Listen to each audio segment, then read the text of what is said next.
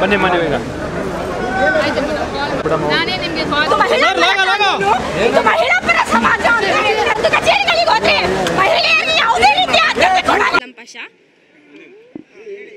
ನನ್ನ ಹೆಸರು ರಾಬಿಯಾ ಅಸ್ಲಂ ಪಾಷಾ. ನಾವು ತುಮಕೂರು ಜಿಲ್ಲೆ ಶಿರಾ ತಾಲೂಕಿಂದ ಬಂದಿದ್ದೀನಿ. ನಂದು ಜನತಾ ಕಾರ್ಯಕ್ರಮ ಆಯಿತು ಇದು ಒಂದು ವರ್ಷಕ್ಕೆ. ಇದು ಕಾಂಗ್ರೆಸ್ ಸರ್ಕಾರ ಗೆಲ್ತಲ್ಲ ಅವಾಗ ಹಿಂದೆನೇ ಜನತಾ ಕಾರ್ಯಕ್ರಮ ಎಲ್ಲ ಕಡೆ ಮಾಡಿದ್ರು ಇವರು. ಆವಾಗ ನಮ್ಮೂರಲ್ಲೂ ಶಿರಾ ತಾಲೂಕಲ್ಲೂ ಜನತಾ ಕಾರ್ಯಕ್ರಮ ಇತ್ತು. ಆ ಜನತಾ ಕಾರ್ಯಕ್ರಮದಲ್ಲಿ ಒಂದು 40 ವರ್ಷದಿಂದ ನಾವು ಬಾಡಿಗೆ ಕಟ್ತಾ ಇದ್ದೀವಿ. ನಮ್ಮ ಕೈಲಿ ಆಗ್ತಿಲ್ಲ ಬಾಡಿಗೆ ಕಟ್ಕೊಂಡು ಜೀವನ ಮಾಡೋದಕ್ಕೆ. ನಮ್ಮ ಯಜಮಾನ್ರಿಗೂ ಹಾರ್ಟ್ ಪೇಷಂಟ್ ಅವರು. ಈ ಮಕ್ಕಳು ಚಿಕ್ಕವಿನ್ನ ಈ ಮಕ್ಕಳನ್ನ ಬಿಟ್ಟು ಇವಾಗಿನ ಪ್ರಪಂಚದಲ್ಲಿ ಹೇಗೆ ಅಂತ ಗೊತ್ತು. ಇಂತಿಂಥ ಮಕ್ಕಳು 3 ವರ್ಷದ ಮಕ್ಕಳನ್ನು ಬಿಡ್ತಾ ಇಲ್ಲ ಅಂತ ಕಾಮುಕರು ಇರೋ ಪ್ರಪಂಚದಲ್ಲಿ ಯಾವ ತಾಯಿ ತಾನೇ ಮಕ್ಕಳನ್ನ ಬಿಟ್ಟು ಕೆಲ್ಸಕ್ಕೆ ಹೋಗ್ತಾರೆ? ಆದರೂ ನಾವು ಮನೇಲಿ ಬೀಡಿ ಪಡಿ ಕಟ್ಕೊಂಡು ನಾವು ಬೀಡಿ ಕಾರ್ಮಿಕರು ಬೀಡಿ ಪಡಿ ಕಟ್ಕೊಂಡು ಜೀವನ ಮಾಡ್ತಾ ಇದ್ದೀವಿ. ಏನೋ ನಮ್ಮ ತಾಲೂಕಿನಲ್ಲಿ ಇವಾಗ ಕಾಂಗ್ರೆಸ್ ಪಕ್ಷ ಗೆದ್ದಿದೆಯಲ್ಲ ಅಂತ ಒಂದು ಆಸರೆಗೆ ಯಾವುದೇ ಪಕ್ಷ ಆಗಲಿ ಮಾಡ್ತಾರೆ, ಯಾವುದೇ ಪಕ್ಷ ಆಗಲಿ ಮಾಡ್ತಾರೆ. ಆದರೂ ಕೂಡ ನಮ್ಮ ಜಯಚಂದ್ರ ಸರ್ ಮೇಲೆ ನಮಗೆ ತುಂಬ ನಂಬಿಕೆ ಇತ್ತು. ನನಗೆ ತಂದೆ ಇಲ್ಲ, ಅದನ್ನು ಹೇಳಿದ್ದೀನಿ. ಸರ್ ನಿಮ್ಮನ್ನ ತಂದೆ ಸ್ಥಾನದಲ್ಲಿ ನಾವು ಇಟ್ಟಿದ್ದೀವಿ, ನಮ್ಗೆ ಯಾವುದೇ ರೀತಿ ಒಂದು ಆಶ್ರಯನ ಮಾಡಿಕೊಡ್ರಿ ನೀವು ಅಂತ ಹೇಳಿಬಿಟ್ಟು ಆ ಜನತಾ ಕಾರ್ಯಕ್ರಮದಿಂದ ಹಿಡಿದು ಇದುವರೆಗೂ ಒಂದು ವರ್ಷದಿಂದನೂ ಅವ್ರ ಹಿಂದೆನೇ ಓಡಾಡ್ತಾ ಇದ್ದೀನಿ. ಯಾವುದೇ ರೀತಿ ರೆಸ್ಪಾನ್ಸೇ ಮಾಡ್ತಾ ಇಲ್ಲ. ನಗರಸಭೆಗೆ ಹೋಗಿದ್ದೀವಿ, ತಹಶೀಲ್ದಾರ್ ಹತ್ರ ಹೋಗಿದ್ದೀವಿ, ಇಲ್ಲಿಂದ ಬೆಂಗಳೂರಿಗೆ ವಿಧಾನಸೌಧಕ್ಕೆ ಜಮೀರ್ ಅಹಮದ್ ಸರ್ನು ಮೀಟ್ ಮಾಡಿದ್ದೀವಿ. ನಾವು ಮನೆ ಬೇಕು, ನನಗೆ ತಾತ್ಕಾಲಿಕವಾಗಿ ಕಳ್ಕೊಡಿ, ನೀವು ಕಾನೂನು ಪ್ರಕಾರ ಯಾವಾಗ ಬೇಕಾದರೂ ಕೊಡುವಂತೆ. ಒಂದು ಕುಟುಂಬನ ರಕ್ಷಣೆ ಮಾಡುವಂಥ ಹಕ್ಕು ಕರ್ನಾಟಕ ಸರ್ಕಾರಕ್ಕಿದೆ.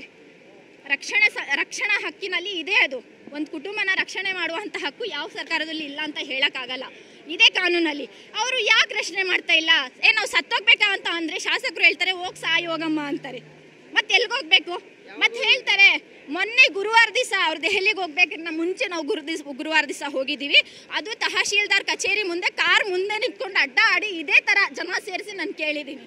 ಆದರೂ ಅವ್ರು ರೆಸ್ಪಾನ್ಸ್ ಮಾಡಲಿಲ್ಲ ನನಗೆ.